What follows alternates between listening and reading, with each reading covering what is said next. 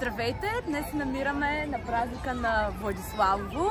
При мен е Мария Димитрова. Тя е кандидат за народен представител от листата на ГЕРБ-СДС за град Варна. Миме, искам да се представя с няколко думи. Здравейте! Да, намираме се на празника на район Владислав Варненчик. Казвам се Мария Димитрова. От 2 години всъщност съм заместник-кмет именно на този район. Иначе съм завършила Висше военноморско училище и Военния университет в Търново в сектор сигурност.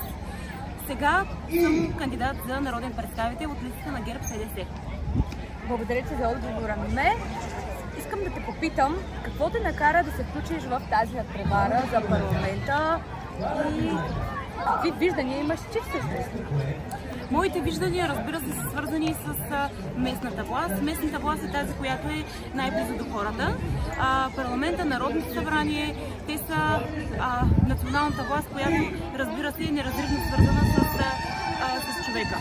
Точно за това вземам участие след като в местната, вземам участие и бих искала да бъда част от националната власт. Смятам, че тя е от изключително значение за развитието на всички райони, на малките населени места, като, разбира се, искам специално да отбележа и развитието и реализацията на младите хора. Смятам, че това трябва да бъде основен приоритет не само на младите кандидат народни представители, а на всички, защото младите хора именно са двигатели на всичко около нас.